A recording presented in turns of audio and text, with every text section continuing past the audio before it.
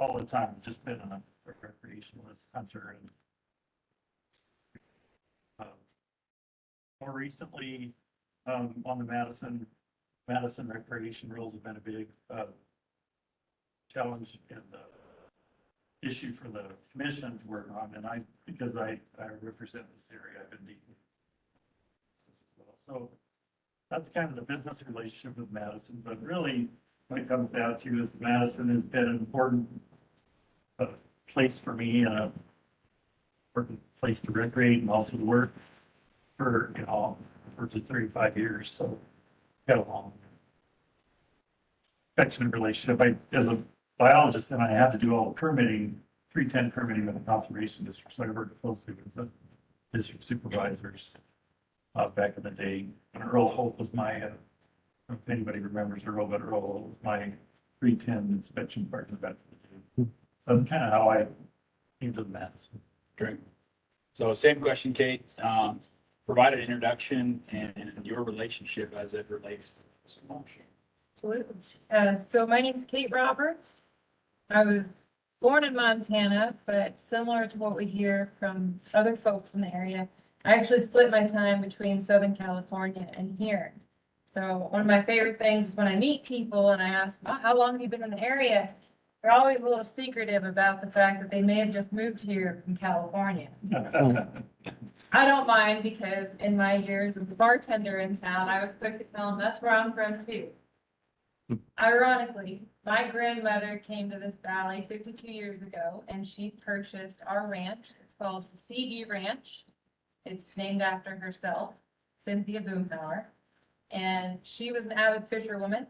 She was a founding member of the IWFA, that's based out of Palm Beach, Florida. She had, I think, 8 world records in deep sea fly fishing. Ironically, I do not fish. My father taught my brother and I how to compete in rodeo. So when my grandmother did attempt to teach me how to fish, I treated it like a rope. That ended quickly. Our ranch has been in our family now for 52 years. The last 11 years, my husband and I have been managing it. As I said, we would split our time. My mother, as a 21-year-old, took over the ranch from my grandmother. My grandmother came out and stayed at the Diamond J, because in her era, people would go to dude ranches for a month at a time. And so the Diamond J brought my family to this valley, and she decided she wanted to have a guest ranch of her own. And so she just built one. And my mother was a graduate from a hospitality industry at Denver, and she happily took over the guest ranch. And that's what she did for over 40 years. She married my father, who was connected to the Walsh family, who had the ranch directly across the river from us. My father was a Californian. And so when my brother and I came along, we would split our time. In the winters, we went to California. Oddly enough, we would compete. It doesn't seem like an equine focused area, but that's where we spend our time competing in rodeo. And then we'd come back to Montana and we would run our guest ranch. We had a fantastic family that managed our hay and our cattle for 35 years. And when I graduated high school, the first thing I did was hop in my pickup and come straight to Montana. I attended college in Bozeman.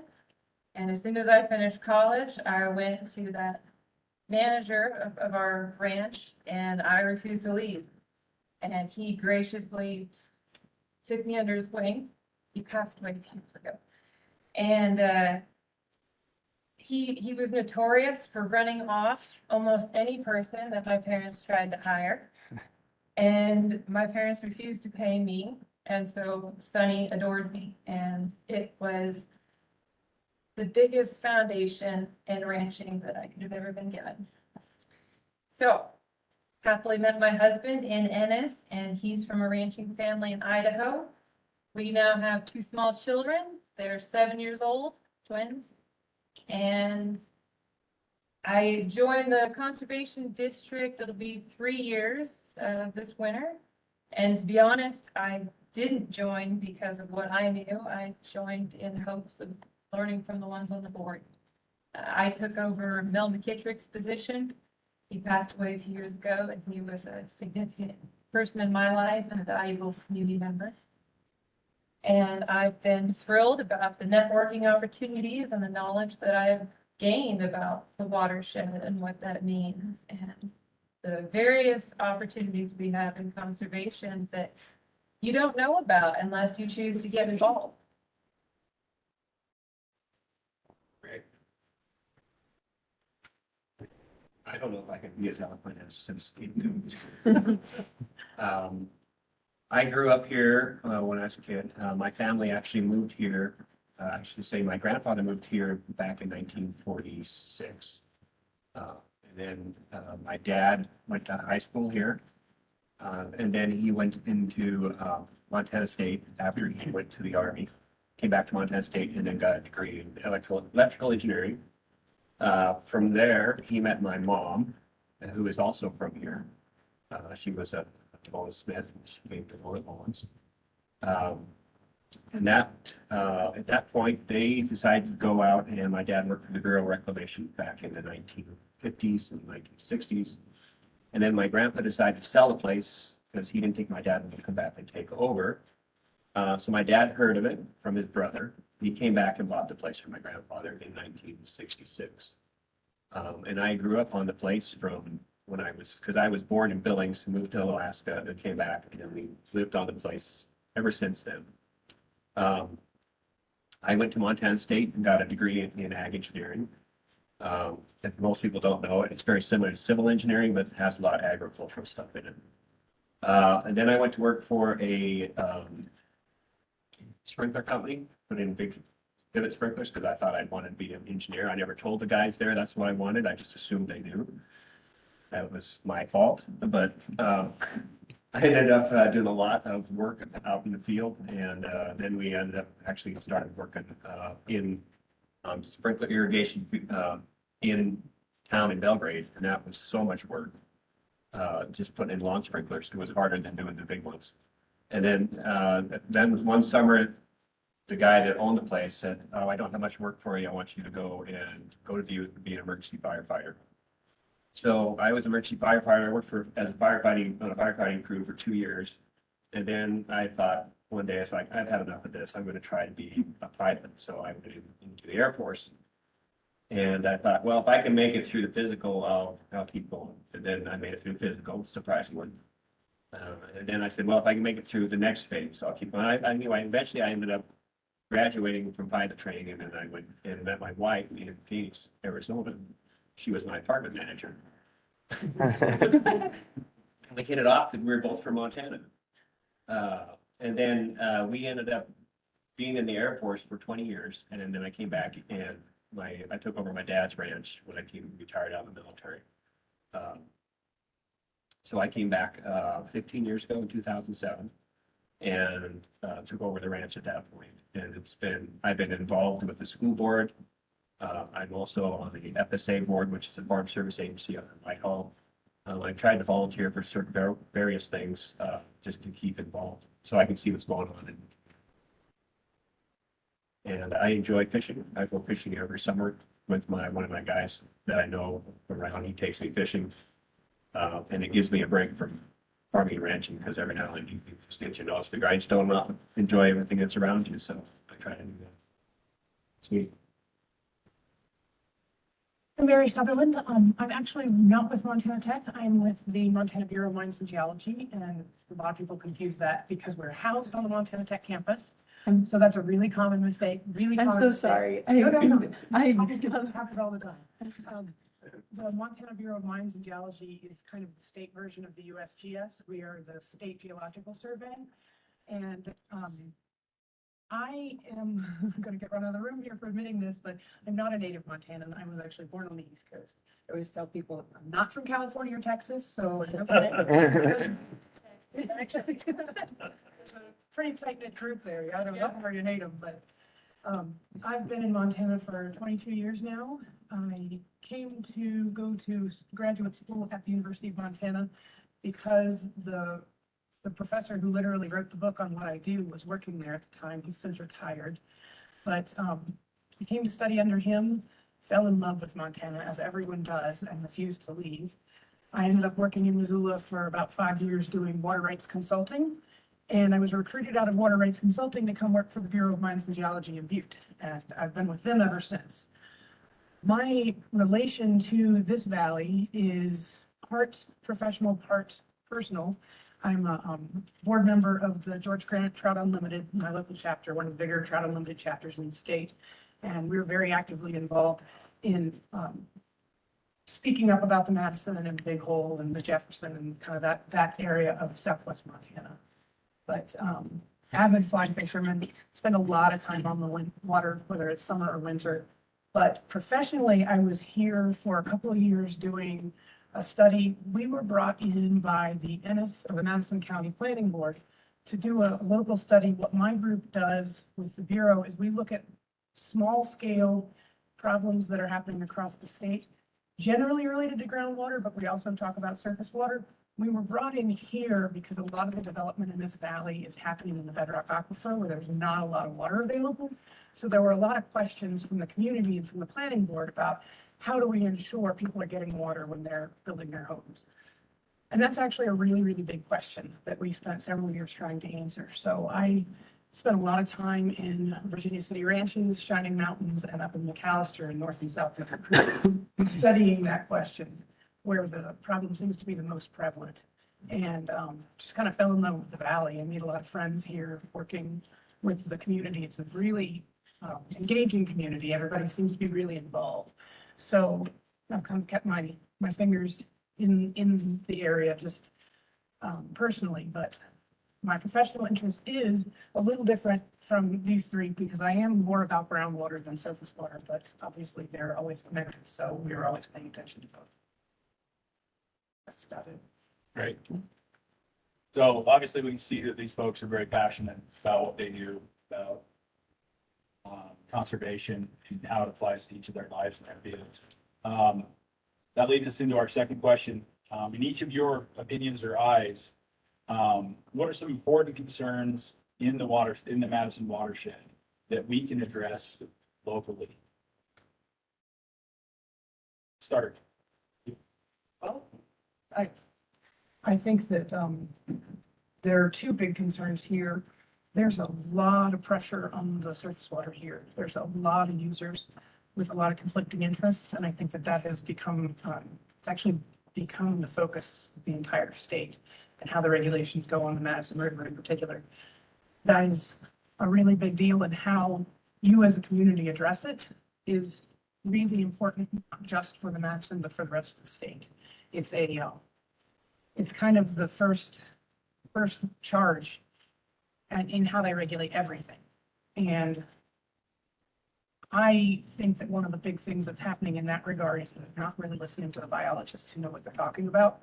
They're listening more to the groups that speak the loudest or offer the most money rather than the people who actually understand the system and are trying to make a scientific solution.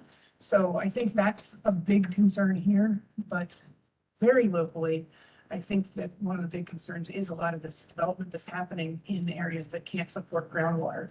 There just isn't enough groundwater available. And I'm hoping that people don't wait until it's too late and don't build their house before they find out they don't have water. But I suspect that's something that's going to become fairly critical in the near future. As people develop, they realize that there's not a whole lot of water available locally. So I think those are two of the biggest concerns around here. Mary, if I can ask a follow-up question, and Sure. it's actually a question that was proposed by one of our attendees. So in regards to groundwater and of course the aquifer, Mhm. how does that directly relate or affect Madison River overall level of watershed constraint? Well, everything is connected, of course. I mean, we always say a drop-in is a dropout.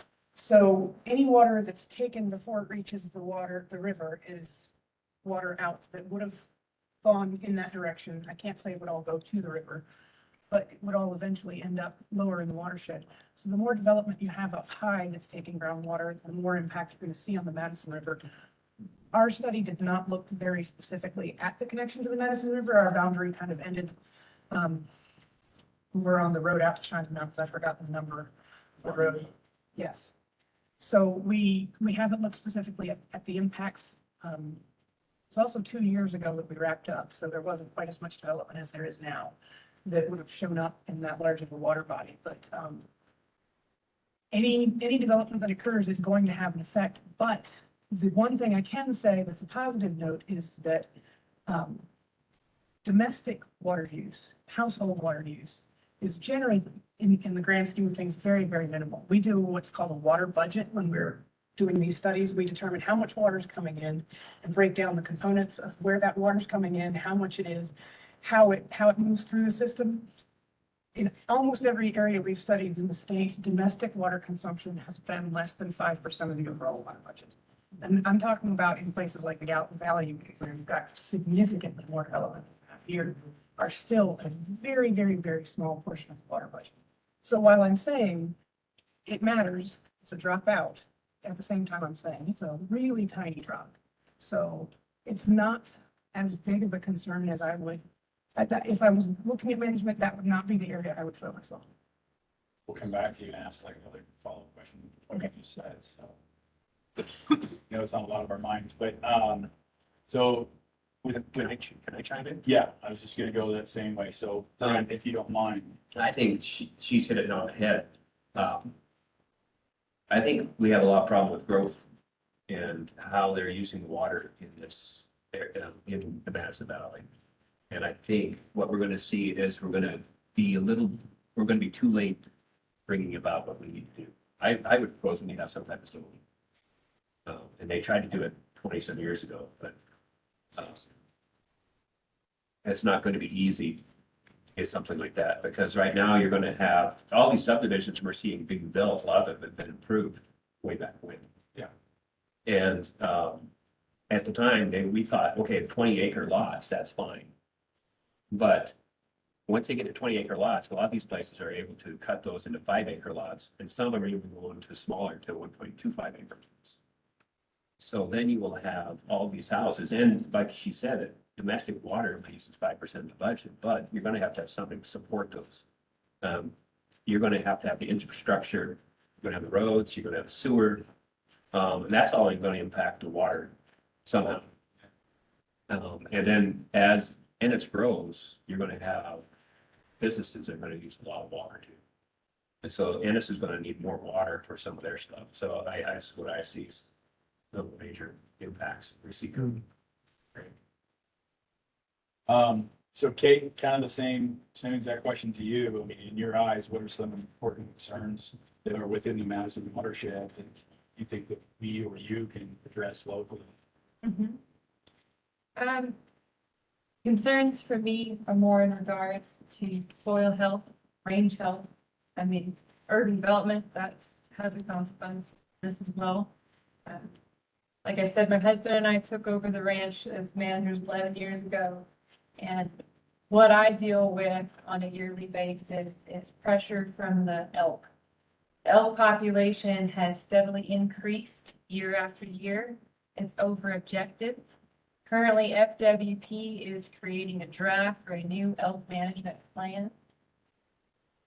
What I see is that we're all on the same team, regardless of what it is you value. You know, I don't care if you eat beef or not, if you agree with agriculture or not.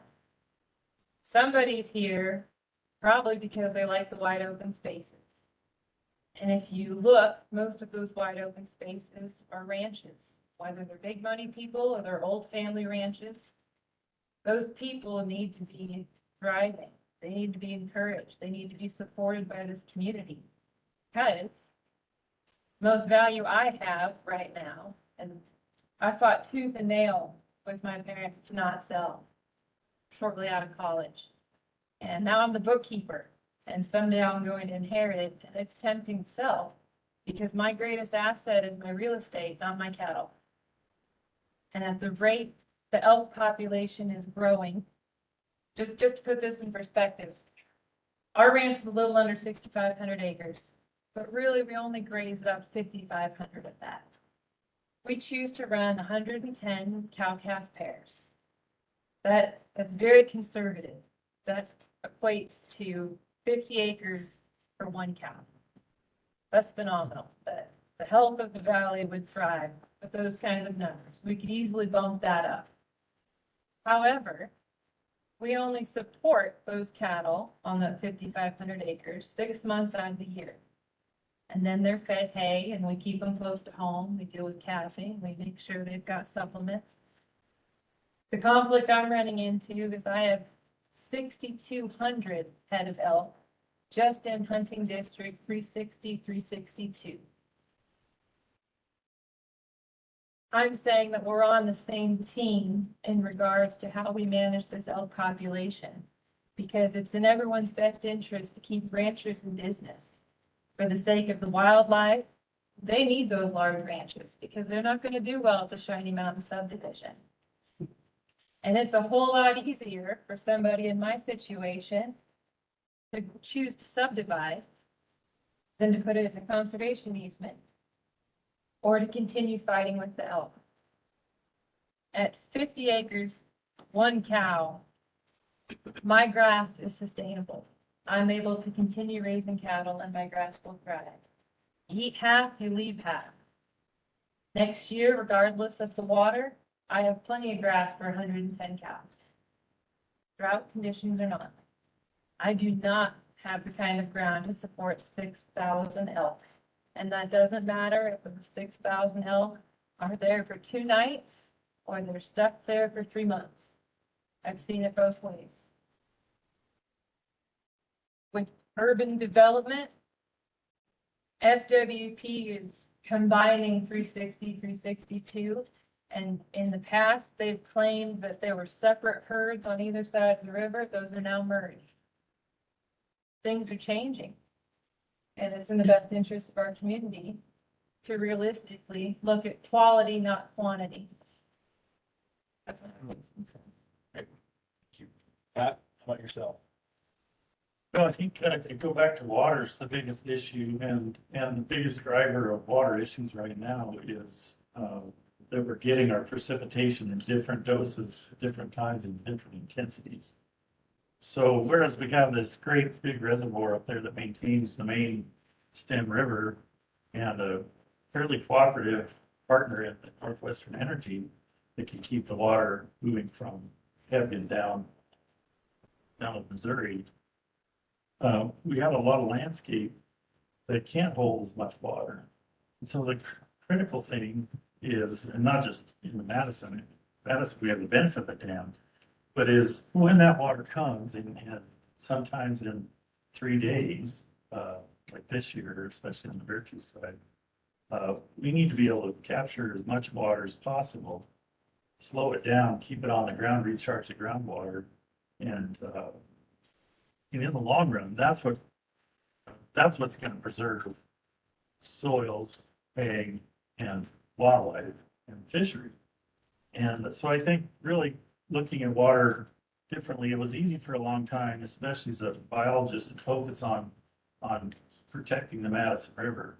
But whirling disease taught us the lesson that you can't ignore the tributaries.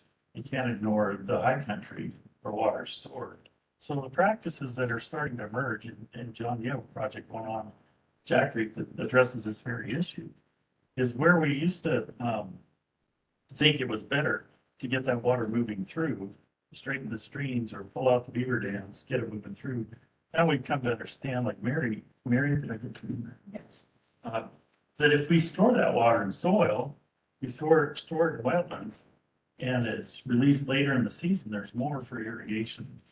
If we can keep the tributaries reconnected, the fishery has an option or an opportunity to be resilient to drought conditions, not just in the main stem, but up in the tributaries. So I think looking at water in a different way, realizing we're all connected, and taking what water we do get, being wise with it, and making sure that we hold it up and we use it as efficiently and effectively as possible is really the answer to both water quality, because wetlands actually clean water, store soil, build soil, and release water cleaner and colder.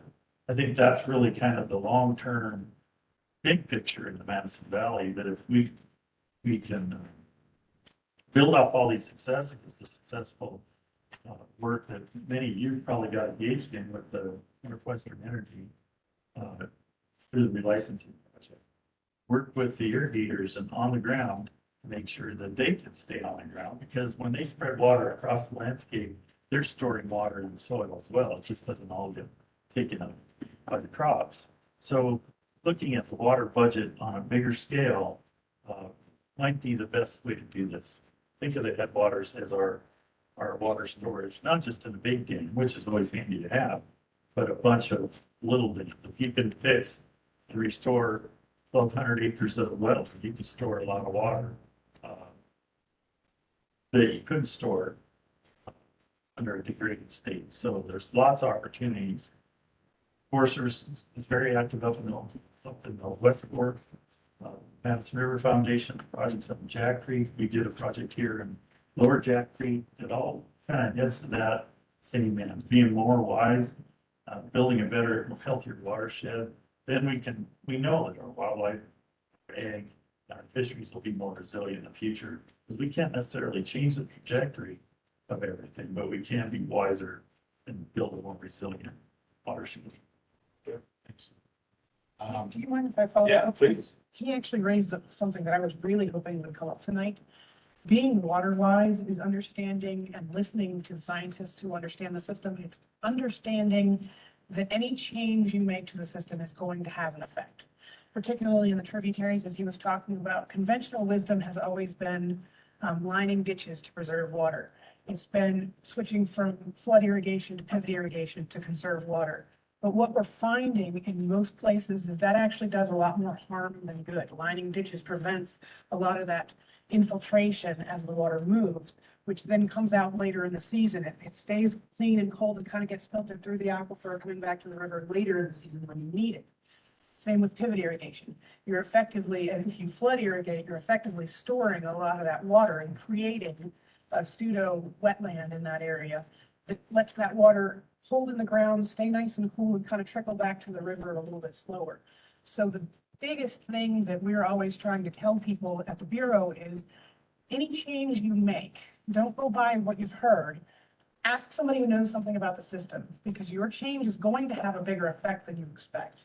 So this is really big with the ranching community. Because they are one of the bigger water users, they put a lot of water in the system, they take a lot of water from the system. Any changes they make are going to have a much larger effect than anybody else. So this kind of creating wetlands is terrific up in the tributaries. But the biggest takeaway, I think, with being water wise is understanding how any change, good, bad, or ugly, can eventually affect the system.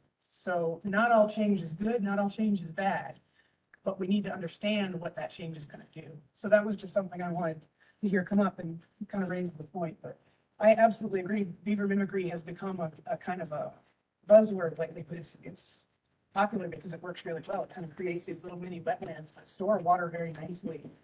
There are other ways to go about it, restoring wetlands. There's a lot of things that people are doing these days. That's our next t-shirt. I mimic beavers. Perfect. Great responses, great answers. This is a little bit more of a kind of closer to home for each of you. Within your own community, it can be community as in the town or city or area you're at, or focus of work or practice or even play. Within those communities, have you observed recent successes or efforts that should be celebrated and talked about? Pat, we can start with you. Yeah, I mean, there's actually so much happening to the good, and so much that has happened over the last 100 years in this area that, just gives me great hope. We're not starting from scratch, fortunately.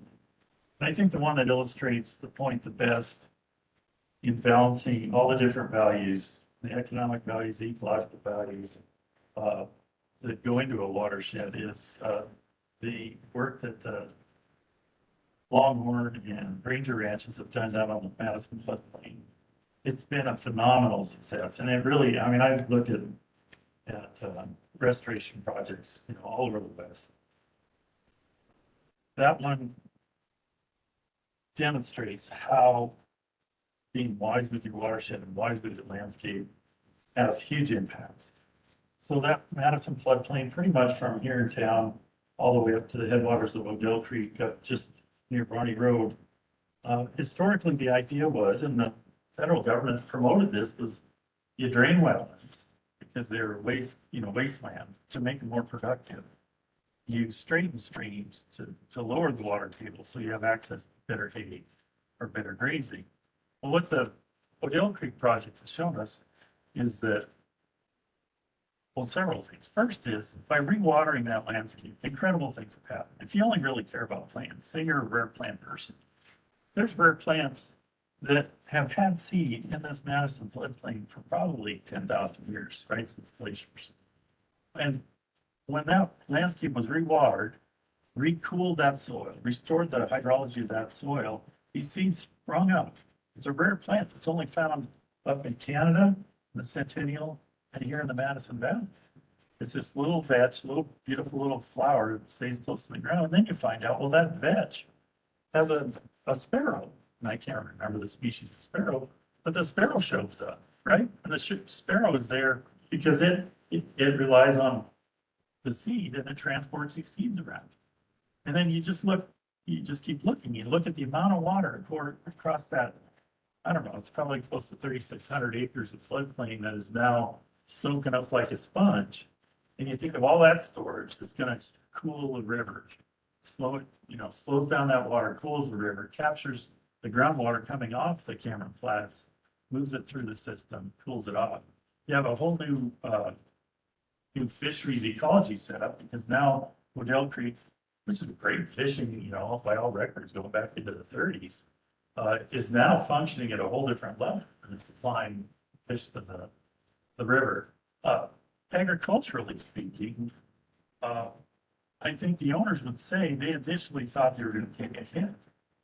But just the change in grazing practices has made their places more productive. And if you look at the soils, if you ever walk up, access that either Jeff or the Longhorn provides, you can walk through these pastures that are still grazed by cattle, still producing.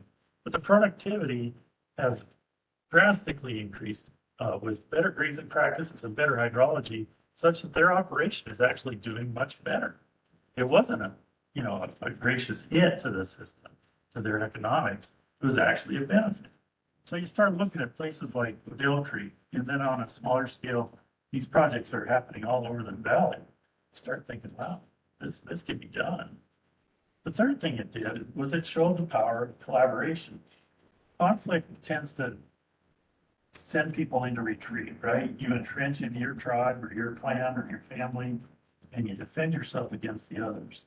But what happens in conflict is if you lean into it, instead of shrink from it, you start finding that the people you're potentially in conflict with actually have more common interests than opposition. And good things start to happen. And I think the Odell Creek project is just a microcosm of many. We could talk about collaborations with the Conservation District and travel limited on projects, but the Granger Ranch is what they managed to do in the Longhorn is they put together a whole bunch of partners, Northwestern Energy, U.S. Fish and Wildlife Service, Fish, Wildlife and Parks. The neighbors got engaged, put that partnership together, and that's what really is a great kind of benefit of that approach is you're not just being holistic with your water, your landscape, or your watershed, you're being holistic as a community. So we know it can be done. It's just when we retrench into our clans, things don't happen. Things don't get better. Things actually have a tendency to get worse when you're in a state of conflict. So I think those are all just that example is what I think has been happening in the Madison Valley from Hebgen all the way to the Missouri that really give me hope that we can handle this. We can't handle it alone, but we can handle it together. Okay, within your own community, and that can be a community of your ranch, community, Madison Watershed, or Rance, Cameron, or whatever. Within that community, have you observed successes or efforts, or been a part of successes and efforts? And what are they? Should they be celebrated? Talk about. Yeah, probably mainly with the Madison Conservation District. They just implemented a cost share program.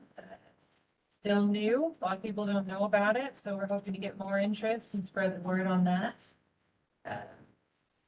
The stream team, that was a significant event that I'm sure Rhea can fill you guys in on if you don't know more about it, but they monitored 16 different tributaries in the Madison River. That's tremendous effort. Locally, the Pat Goggins, Janet Endicott, Rachel Endicott, they were part of the top 3 recognized for the Leopold Award for conservation. They've had multiple projects on their ranch. Lower Jack Creek Restoration, that was a lengthy project. Very impressive. At the school, they've got a pollinator garden. They've also set up programs for you to get pollinator seed. They tried doing some pollinator plots in town. The timing might have been a little tricky with last year's heat. The Conservation District purchased a honey extractor that you can rent if you have your own hives. I know that's been utilized a little bit by the people that know about it.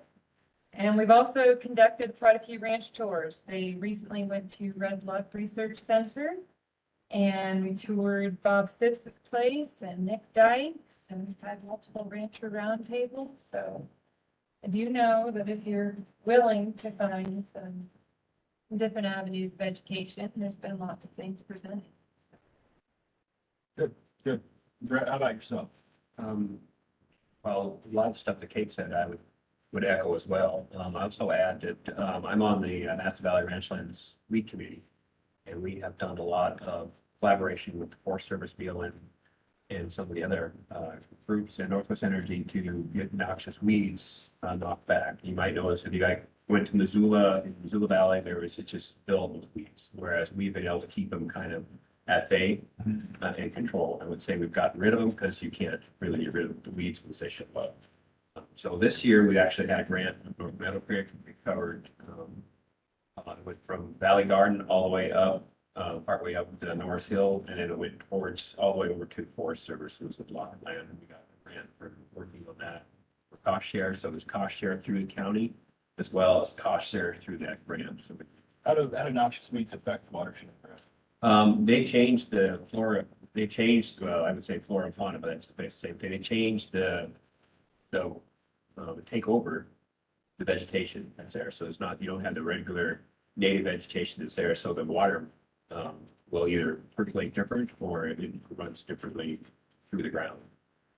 And you don't have that native ground there, it affects, how it all affects that. And I would say, I didn't add this, but the pine beetle is another big impact on our watershed.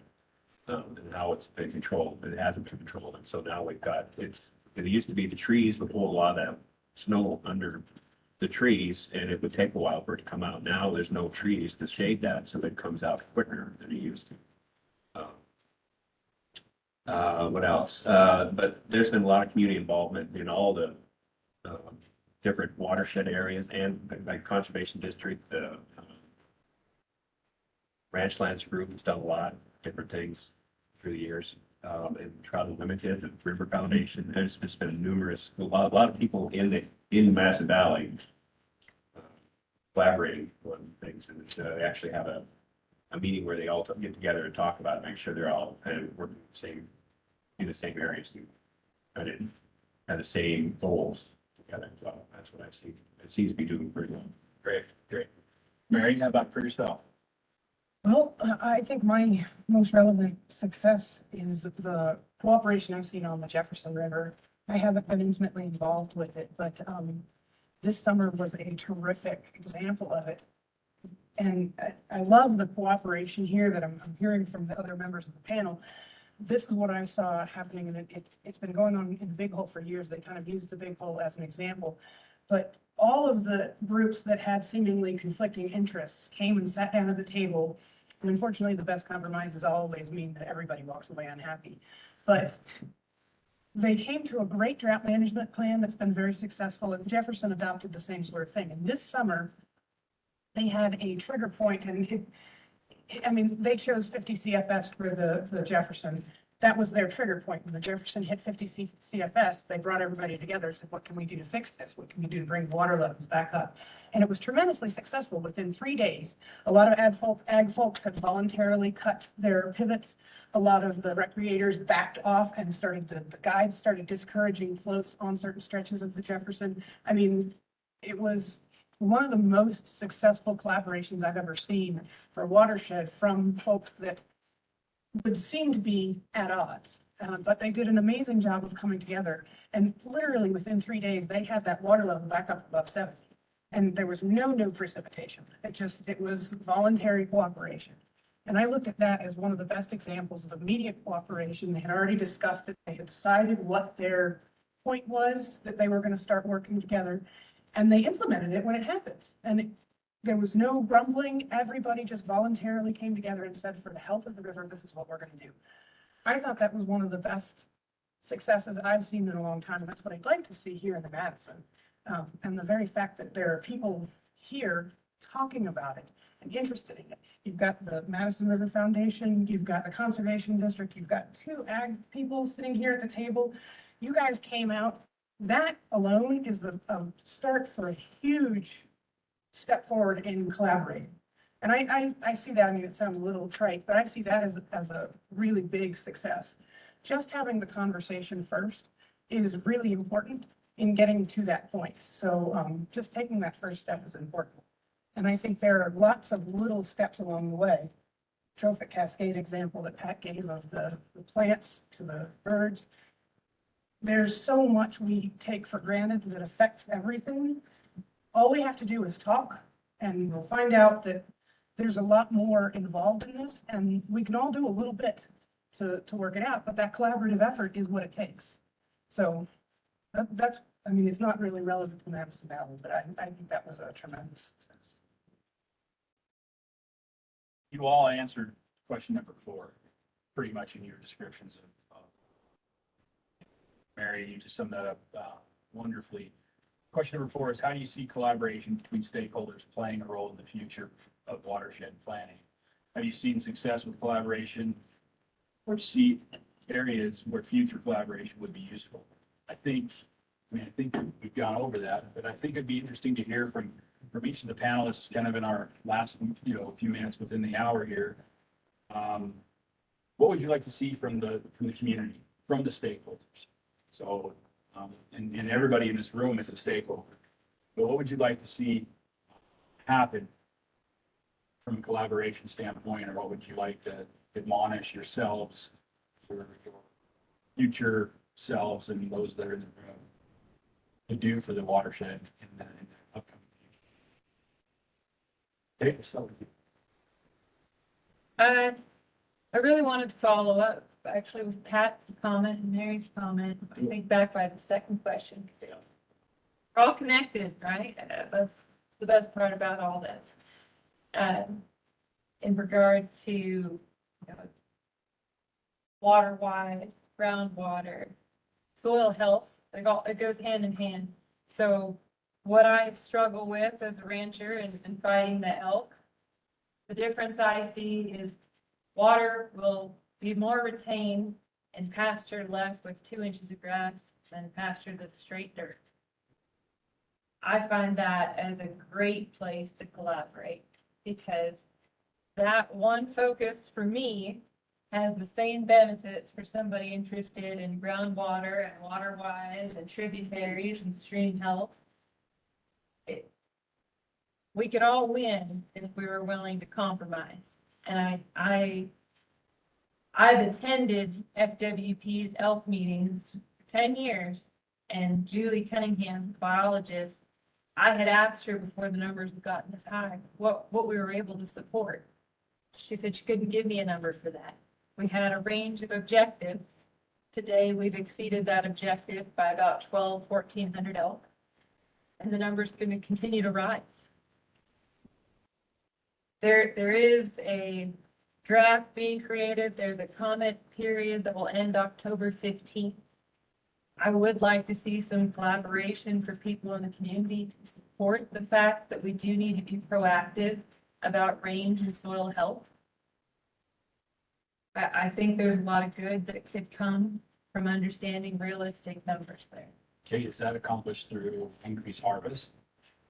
Yeah, so that was actually one of the things FWT has had multiple meetings with the public, especially in regards to where your hunting district is. So we had a meeting at the school a couple months ago, and we asked them, can you give us some more resources than just hunting? They suggested a shoulder season.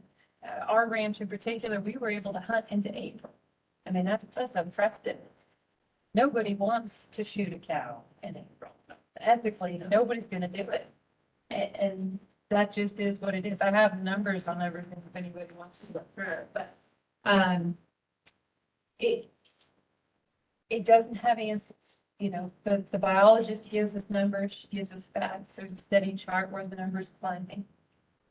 Our elk herd is in the DSA. They're brucellosis. They can't be relocated. So I don't have the answers. I don't look forward to the idea of a shoulder season.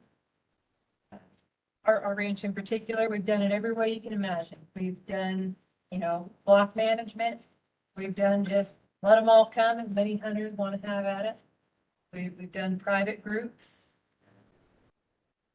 We've done all the late season hunts, hazing. They offer numerous resources to us as landowners, but something needs to change quickly. Yeah.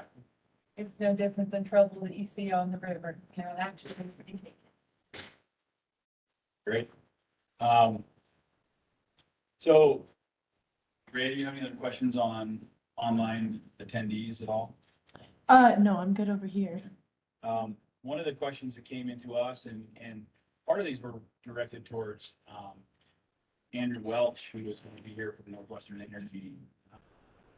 This conversation, but since Andy was stricken with some back issues, I thought this was actually possibly a great question for each of you as it relates to your prospective interest, whether it be ranching, farming, the geology and hydrology of groundwater, surface water, and of course, your history, long history in fisheries and wildlife management. But would it be possible, as we talk about soil health and water retention, of course, talking about these riparian zones and marshes and flood zones and refreshing and recharging, is it a possibility to work with landowners to help provide additional sources of water that would return these back to the river with these landowners and folks of special interest in a voluntary basis? In the fact that we had a dam this last fall, we're circling around on the anniversary of that. But is there a way to include other ways of holding the water? So Pat, you talked about on Odell Creek and increasing that marshland capacity and that soil capacity. Kate talking about not having the land completely overgrazed and pillaged by the elk and being able to hold the water. We talk about the aquifer and allowing it to replenish, maybe expanding a little bit more on that. What does that mean, allowing the aquifer to replenish? And, is there a better time to take water versus not take water from surface versus ground, things like that. But this is kind of it's a broad question, but it's a fantastic question. And should we be looking at construction of holding ponds, other reservoir opportunities, ASR wells, other short and long-term aquifer storage solutions, whether it's pumping, whether it's things like that? Is that relevant to this watershed, and should we be investigating more in the ability to hold water, like I said, slow it down and keep it in the valley water? Yeah, I'll start with that. I personally, I think everyone should. I don't think that's specific to the Madison. I think everybody should. Whether you attribute it to climate change or something else, we are seeing a change in precipitation, in snowmelt. We're seeing a change in timing, and we're seeing a change in volume. And it's becoming more and more critical that we address that. So I'm personally not a huge fan of surface water retention because it increases the temperature, it increases the evaporation. It's not as efficient. but it does allow for a larger volume of storage. I prefer subsurface storage, aquifer retention as much as possible. And we've talked about a couple of methods of doing that. Building wetlands is aquifer retention. ASR wells are aquifer retention. There are a million different ways to do that, but it generally takes a lot more space and a lot more cooperation to do it subsurface. It has a greater benefit. And this really becomes a site-specific question as to when you take water versus when you release it, because you can release water in a bouldery system in January, put it back in the ground in January in June when it's raining like crazy, and it's going right to the river because it's got just all this pore space flying through the aquifer. But if you're putting that water into a clay aquifer, you might not see it again for 2-3 years. Generally, you're somewhere in between. So you put it in when you're irrigating during the summer. It usually comes out in the late fall, even in the winter, which is great. But it is, again, site-specific, so it's kind of difficult. You usually have to know a little something about the aquifer, but there are a lot of resources out there about the aquifers and about the geology for storage. But I think the best way to go about water retention is lots of little places that are not right adjacent to the river, but up higher in the watershed. Anywhere that you have the opportunity to store water, you should. If you have that ability, it helps the entire system. Restoration, beaver mimicry, any kind of subsurface water retention you can practice. Like I said earlier, a drop in is a drop out, so any little bit helps. And the more people you get cooperating and doing that, the better it is. So instead of having one giant reservoir, surface reservoir, you had 10 people doing 1/10 of that, you get a much, much, much better return on that water.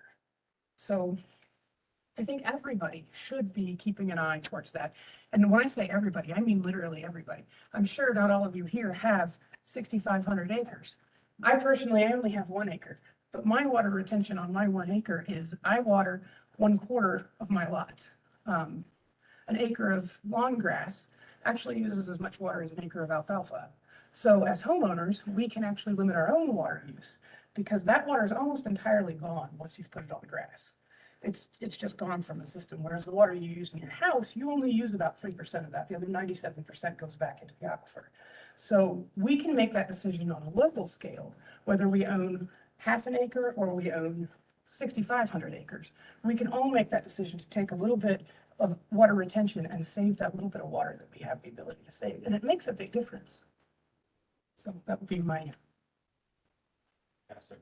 Thank you. I would be against surface water retention if it took away from my water that I have for watering. But that's how I make my money. And so if they were to do that, they'd have to compensate the farmers and the ranchers for somehow loss of his crop. If he's going to turn more water down the stream or not use as much water. And that would be a viable way to do it. I know they've done that in some states. But that's would be my point of view, just as it'd be my livelihood you'd be taken away if you didn't have water. Because here we only get 8 to 12 inches of rain annually. And that's not very much. And you have to have water to grow things here. If you don't have that water, then it doesn't grow.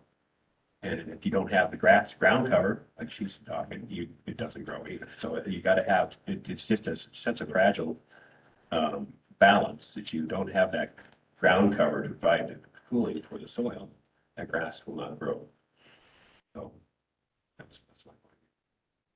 Hey, how about you?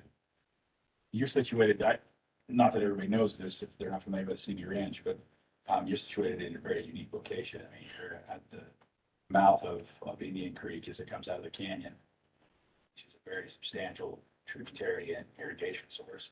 So it'd be interesting to kind of your thoughts of water retention,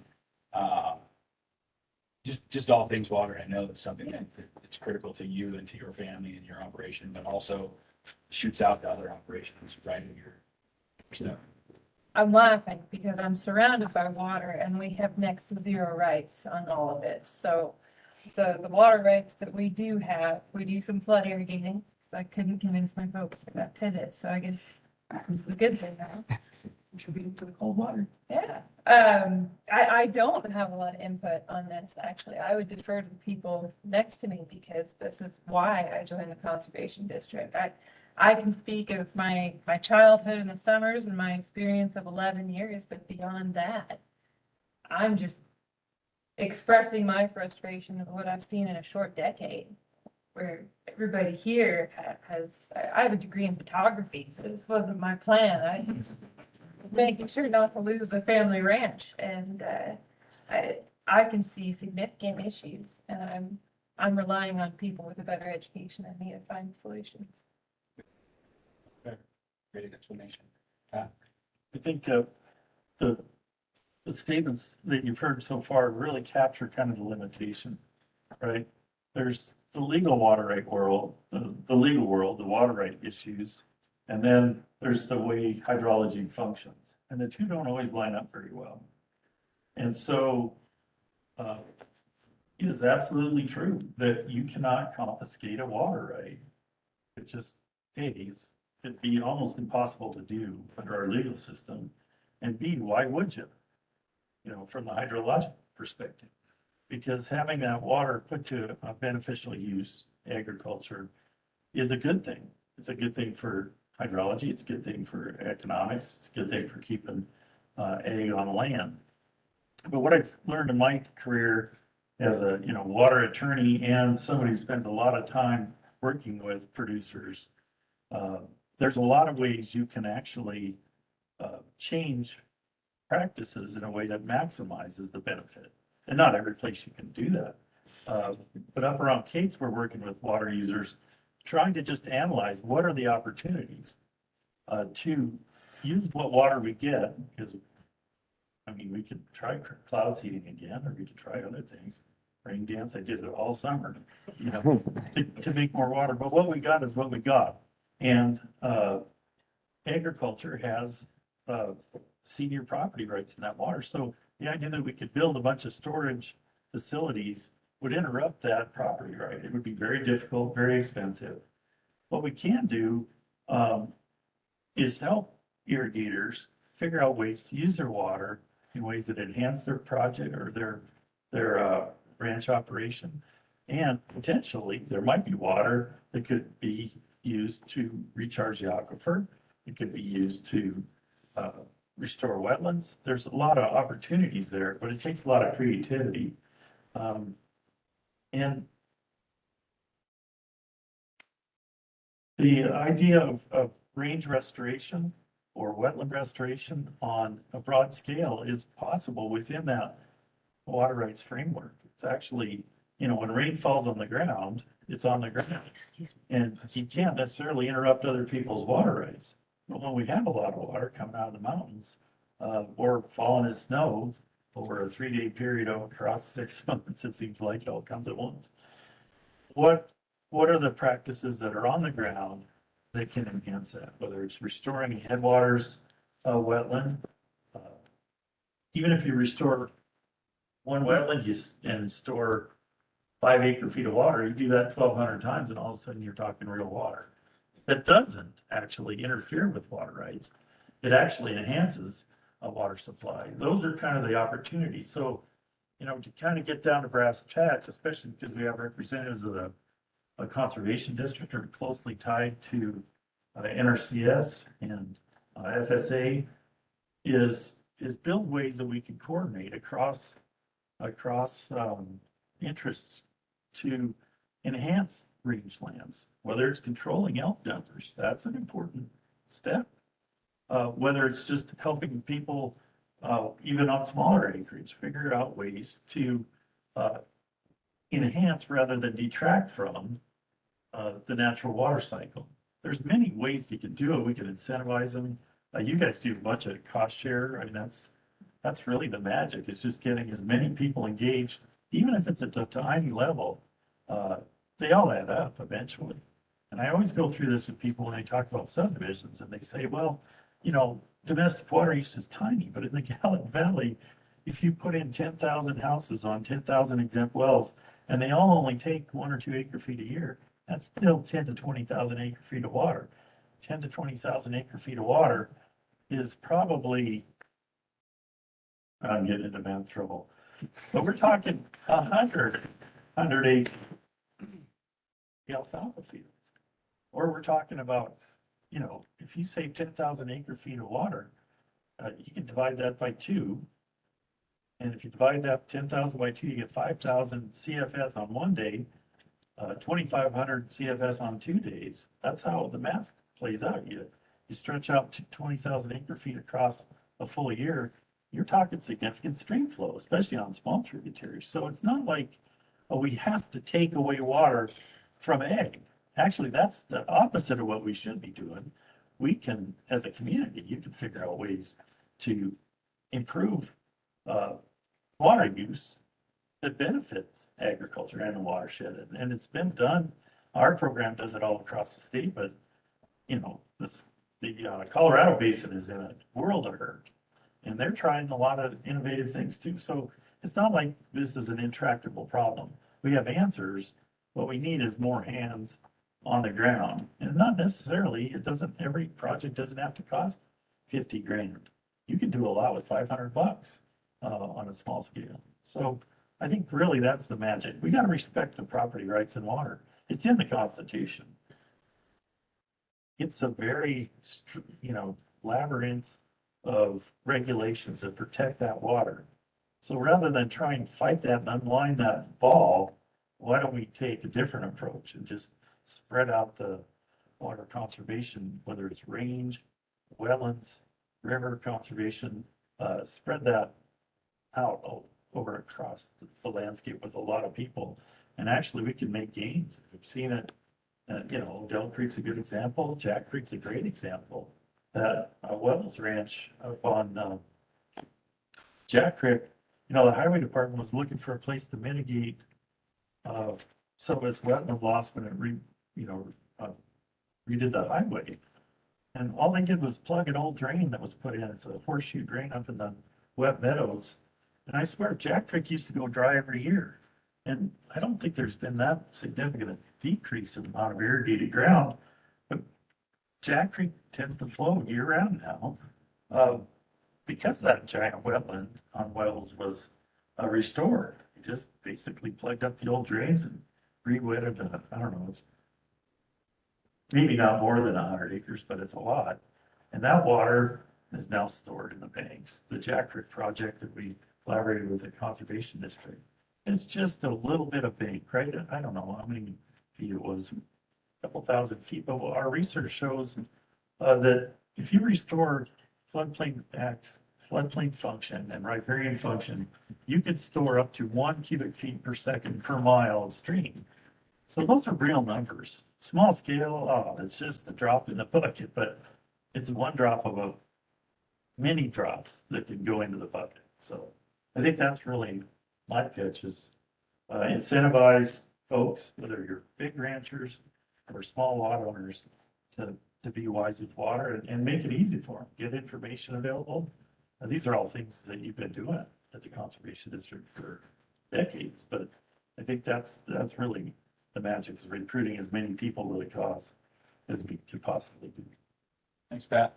That kind of sums up the reason why we've been doing this series this year is to essentially help to make the community and the stakeholders aware of the opportunities, aware of the challenges, aware of the solutions, and aware of the collaboration opportunities that are here within our own river community and watershed community. Some of the questions that I have or that have been sent to me previously, Rhea, I think probably a good time to open it up to the floor if there's any questions. Yeah, I also want to let everyone know that we do have recordings of all of the Watershed Speaker Series, and they'll be on the Madison River Foundation YouTube channel. They'll be linked on the Madison CD website.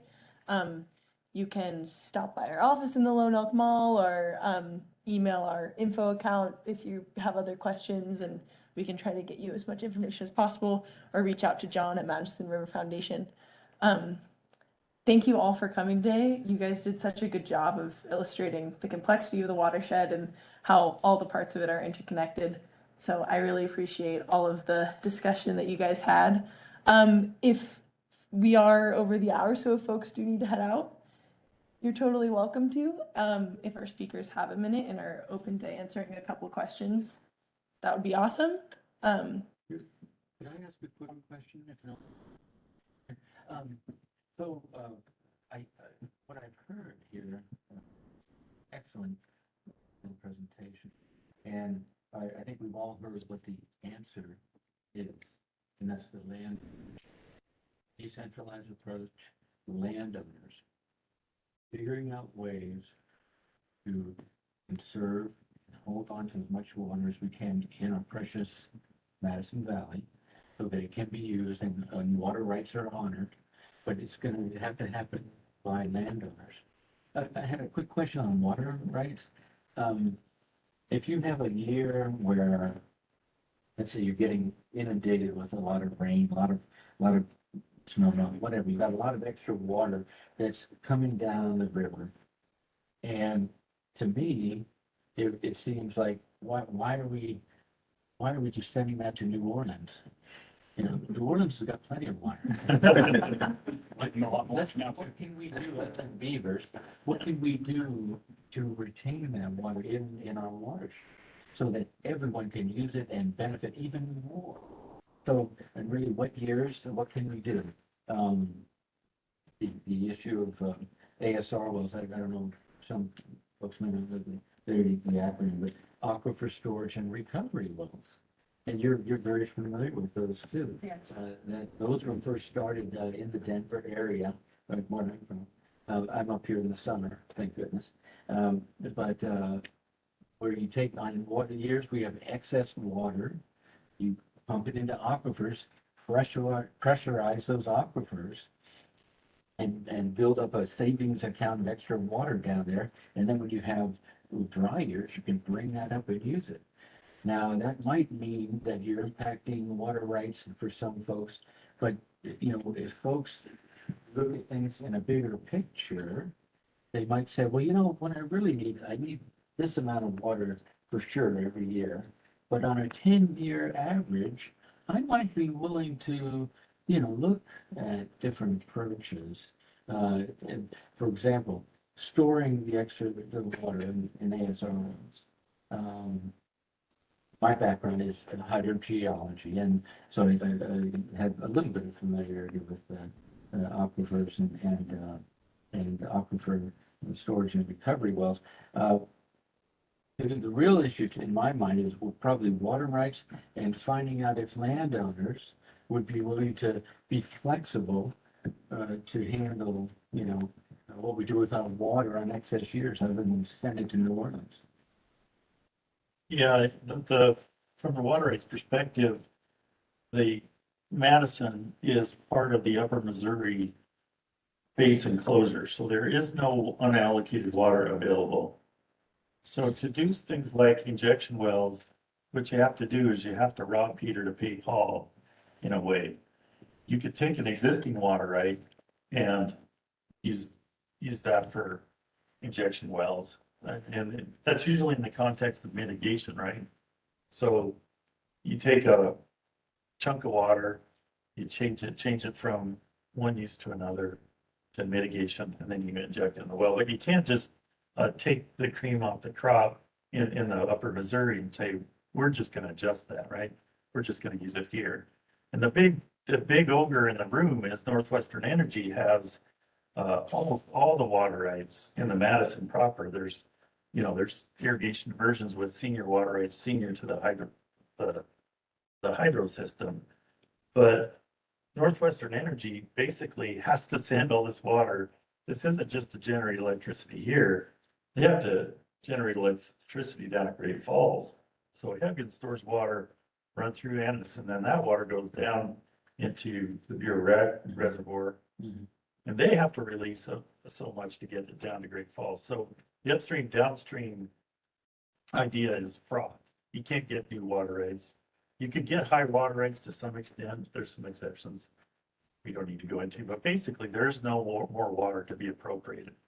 So that's the legalistic answer. The other answer, though, is that using the water as it falls, you can't divert that water.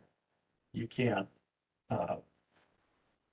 capture that water and store it. It's part of the system that's closed. But what you can do is you can improve your landscape, improve your headwaters, and improve your watershed and store that water in more of a sponge. Think of it as a sponge instead of a pond. And landowners absolutely are the key.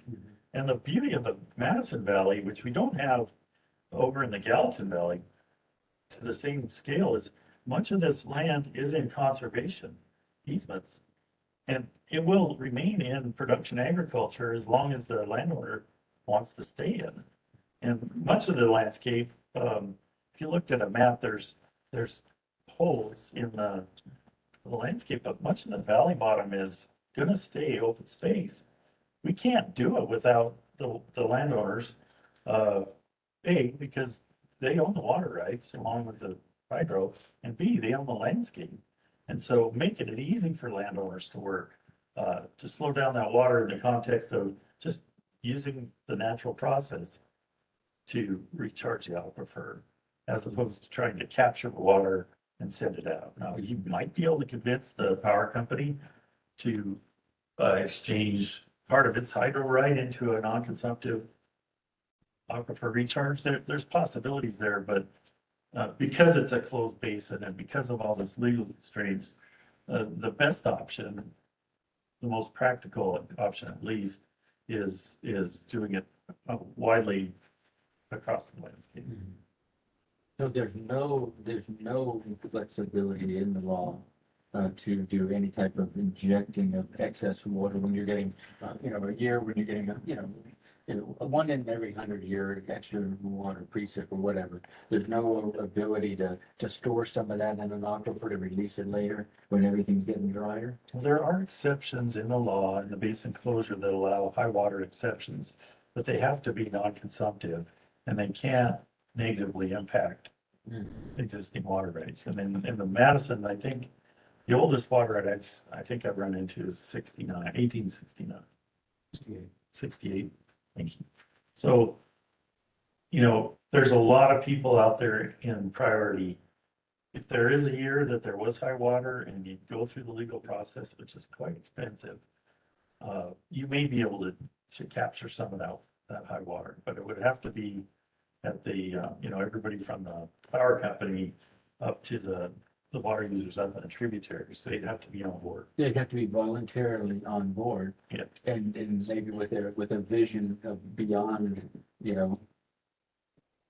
maybe a vision of, let's protect the watershed, the beautiful Madison River. Yeah. Because I think down the road, I'm in Colorado most of the years, as I mentioned, and, the Colorado River, we all know what's happening there. Down the road, we have to come up with solutions when, we are hit with more drought conditions. Where are we going to get the water? How are we going to try to, store it for when we really need it, et cetera. So I think the answer is probably going to be a little bit of everything.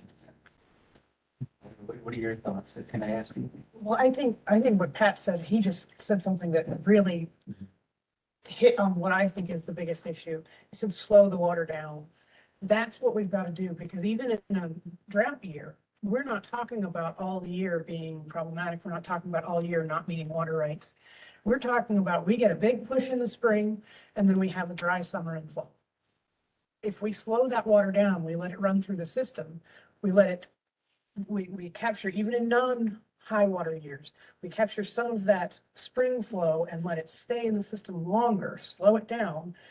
You're still meeting the water right obligations, but you're meeting it with better quality water, and you're meeting it with during the times that it's most needed. So there are options for doing that, and we were talking about all these. I'm not sure the dynamic here with the Northwestern Energy wanting the dam and everything, but in the little tributaries and whatnot, all of these areas, anywhere that's part of the headwaters, and we are headwaters. This is where water originates for the entire country. So our headwaters is where we can retain the water and meet that critical demand later in the season, even in low water years. holders. We just have to be careful and tread lightly. And this is where I say it's site specific. How do you do this? You can't just go put an ASR well over there because that was a convenient spot. It has to meet the criteria of being able to release the water at the rate that it comes out when you need it. So the ASR well is not a holding tank underground. You're not going to put it in and it's like a little pool underground. It goes in and it trickles down towards the river. So if we're in a really slow moving system, we can put that ASR well right next to the river and it'll come out 2 months later. Or if we're in a really quick moving system, we can put it 30 miles away and it'll come out at the same time. So we play this balancing act of meeting the legal demands, but also trying to retain the water and slow it down, because there are critical times of the year where we need to meet those water demands. And that is not spring when we have water. It's not spring in the upper Missouri. That's not spring here.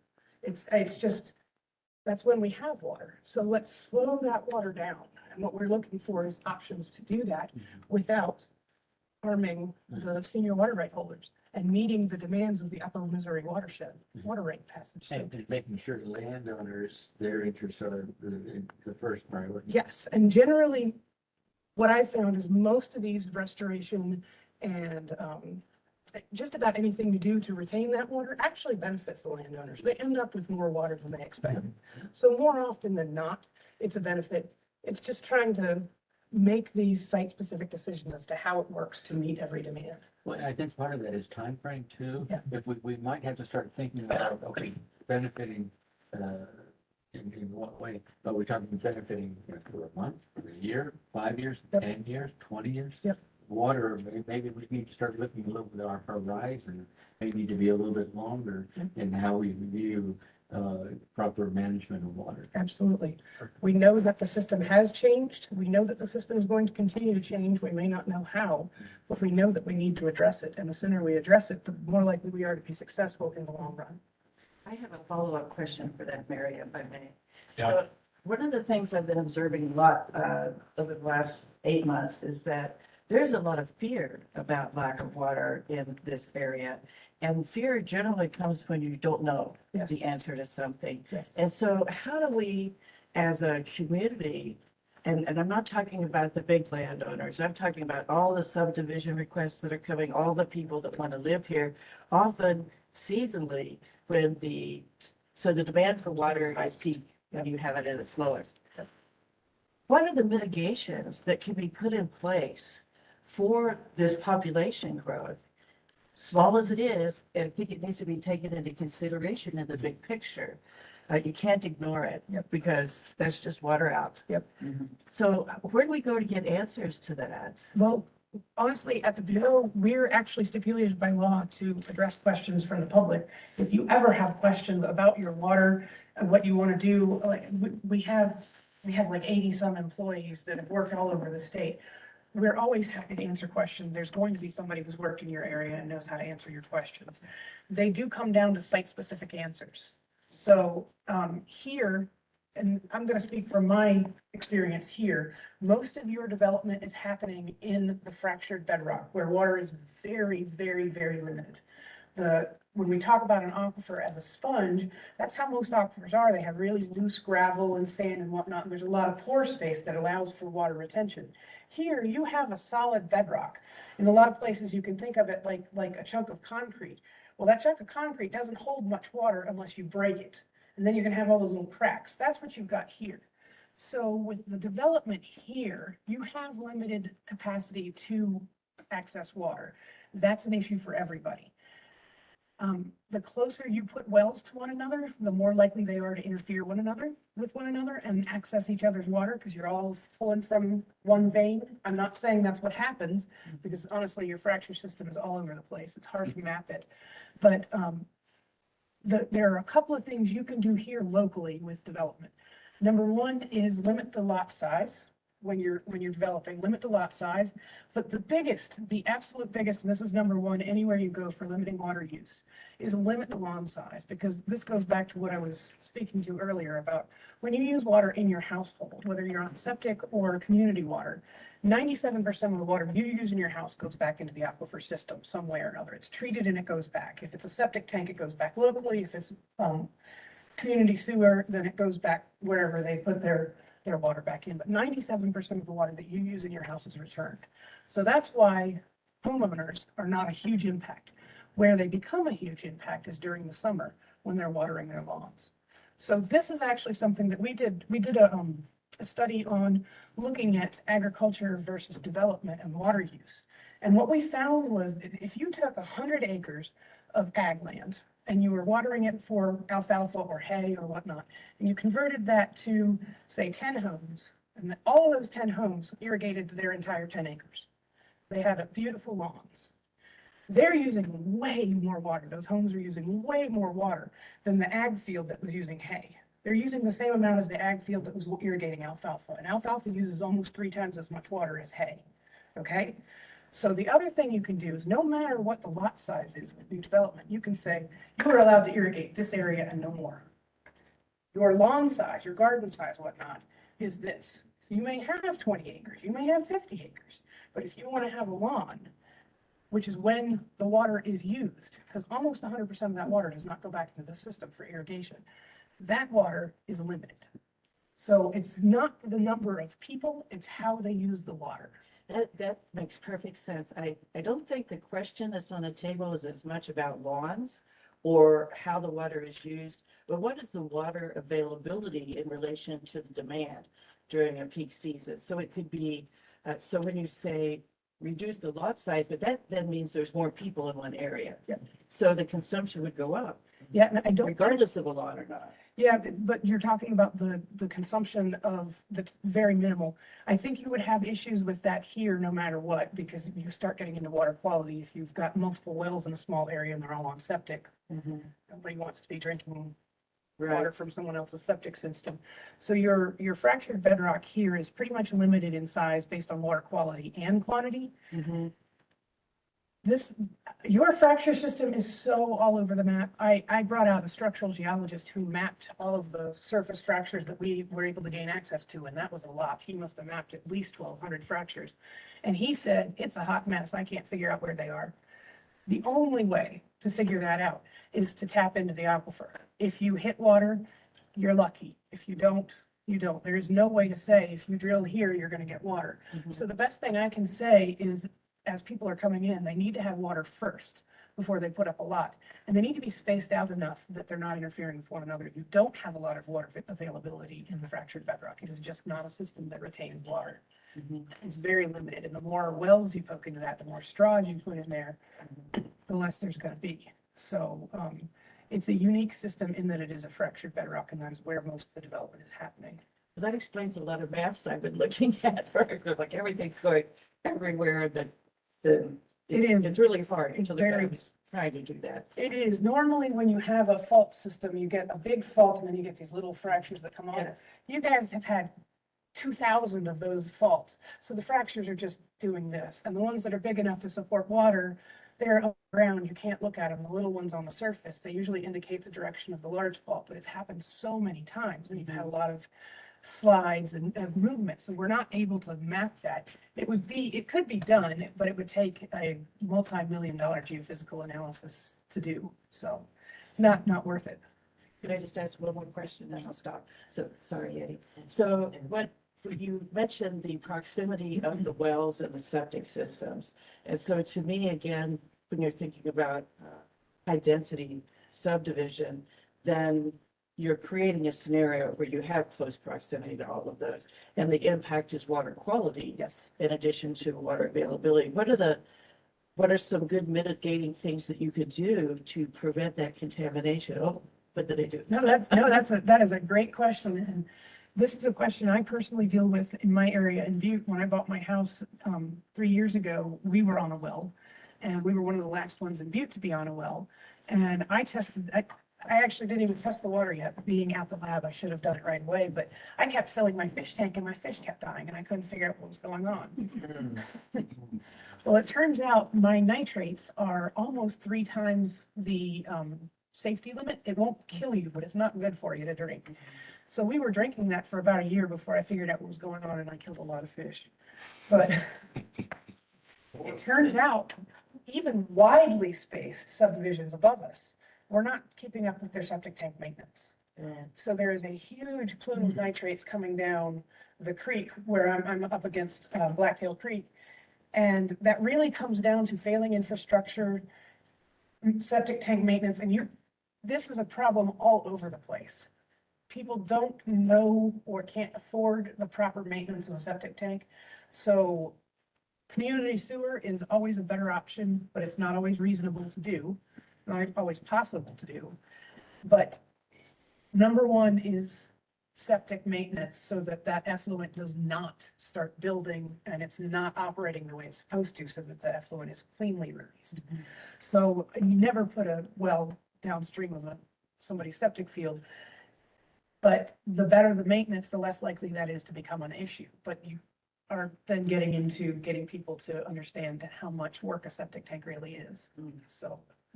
Andy, do you have a question? Well, my question is the powers that be that give permits for these subdivisions, I don't know the right terminology.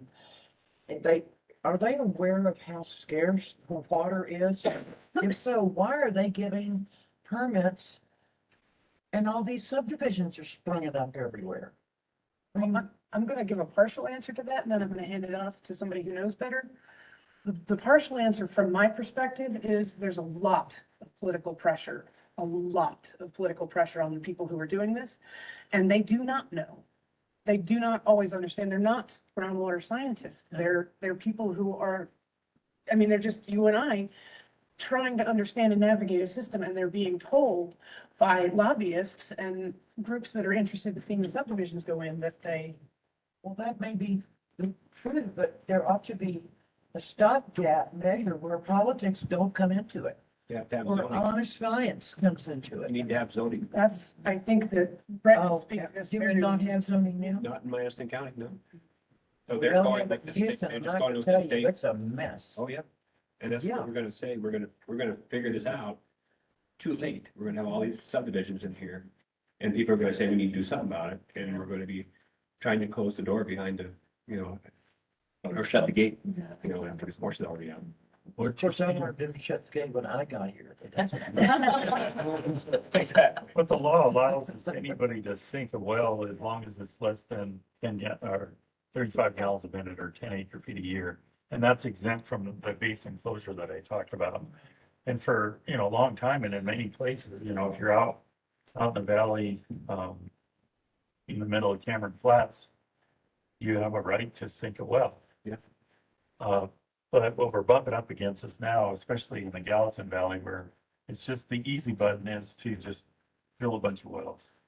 And we're seeing, I've been involved for 12 years trying to regulate that, where you can't just keep robbing Peter to pay Paul. Eventually, you have to balance out that equation.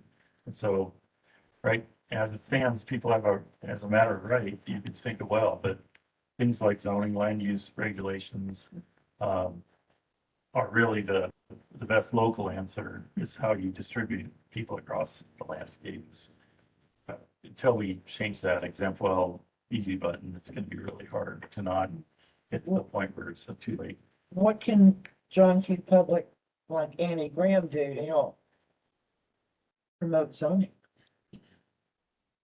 Can you present policy, like was mentioned earlier, about must have a flowing well prior to development? Like, that becomes part of it, is you have to have a well in place that is healthy and that is flowing before you can build.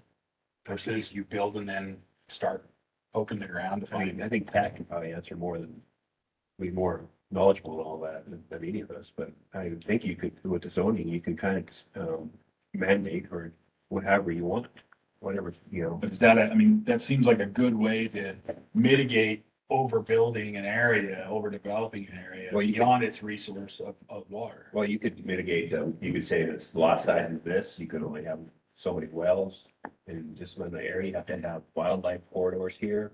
Now, you don't have to have that. But Like, without the zoning, it's irrelevant. it's irrelevant. People are just putting in because, it seems to be a nice thing to do. And the way we set it, we don't trust government, right? I mean, it's inherent in Americans, it's inherent in Montans. So what we've done with our government is we divide and conquer, right? Department of Environmental Quality is who permits your septic system. And Department of Natural Resources and Conservation permits your well. And the only, and land use planning is done by your county commission. And so we divided up the responsibilities to the point where we can't, where we are less likely to be oppressed, to be perceived as being oppressed. But the county commission really has the authority through the land use planning laws, subdivision laws, to kind of integrate those things, saying, you know what, in this area, water's scarce, and if you're going to build, you have to follow these set of constraints. The problem is it's very difficult to convince county commissioners when they're hearing from all kinds of different sides that they don't want to be told what to do with their land, and I understand that. But it's a complex web of regulations designed to not be very effective and designed really to go too far before it's too late. And then you have the unified outcry. So again, I just come back to locally. I don't think it's practical or successful just to rely on the legislature or the government to respond. The government will follow where the local people lead. So I think if you band together and you come up with solutions, the agencies are more likely to help you figure out how to fix it, but they are constrained by politics to actually fix it themselves on your behalf. So it really takes a really active engagement on the populace to solve these big problems. I would follow that up. You asked specifically, what can you do? I would say, get your neighbors engaged. Talk about this. Talk to people. Say, this is a problem. We need to tell them this is a problem, because all they're hearing from is the lobbyists. They're not hearing from you guys. No, but I think where we're located, way down in this, is that right? The upper Madison? Yeah. Where is our ranch? Our neighbors are all engaged. Yep. I mean, So talk to your larger community, invite people to meetings like this. The more you engage, as Pat was saying, the more collective power you have. Because if you're not talking to the county commissioners, you bet those lobbyists are. And they're lobbying for real estate.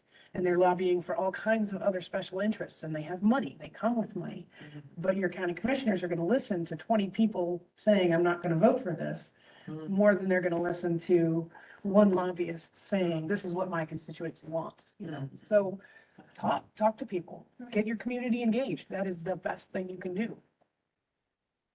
done it before on hot issues, I guess we can do it again. Yeah, it takes a lot of effort, and it can be incredibly frustrating, but it's usually worth it in the end. I think there's also a vacancy on the county planning board. Yeah, there is. I know who we need to. You used to have a really active county planning member. I think she was the head of the board. Sherry Fletcher used to be really proactive about this. She's actually the reason we came in and to study this situation.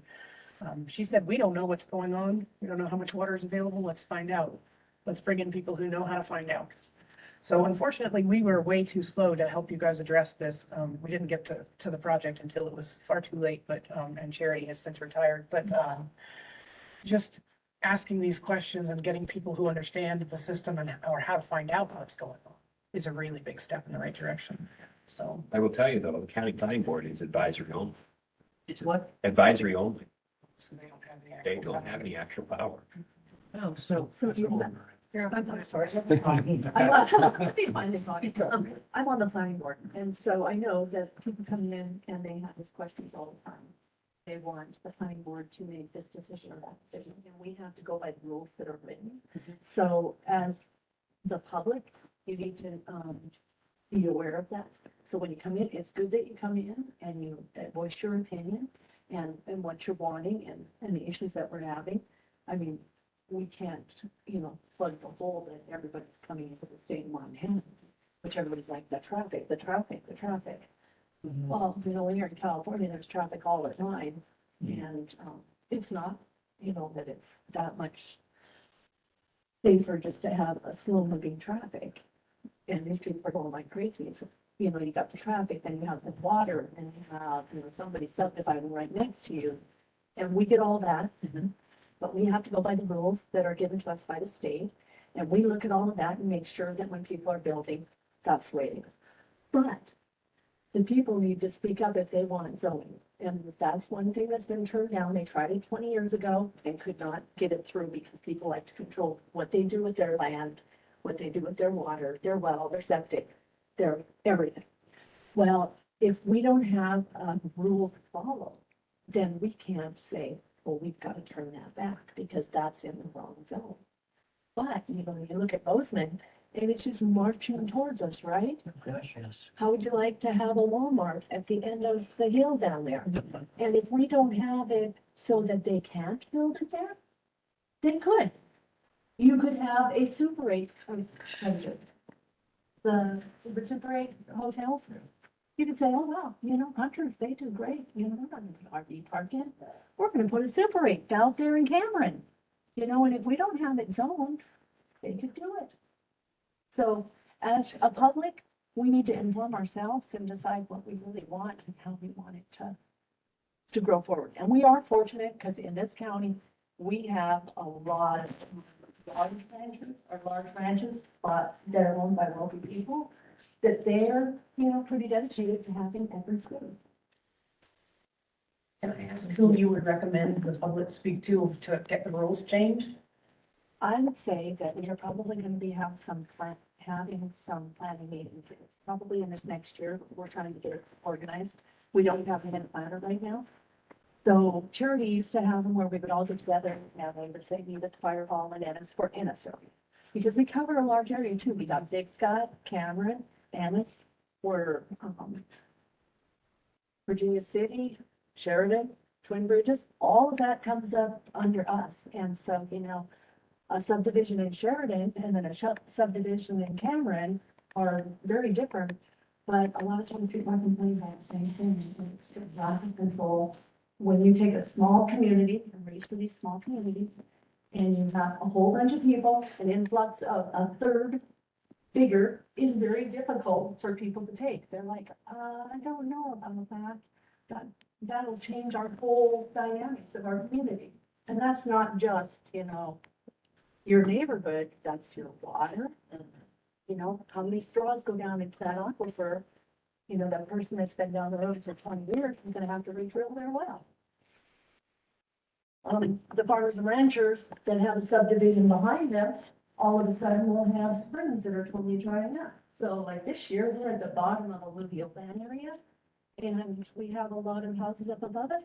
And this year, our springs dried up, and we had to actually let our cows come all the way home to get their water and then go all the way back up to graze because we didn't Can I have ask water. you a question? Yes. So I realize there's rules to follow and the commission, your team does an amazing job of trying to hear all this. So at what point does public opinion influence your decisions?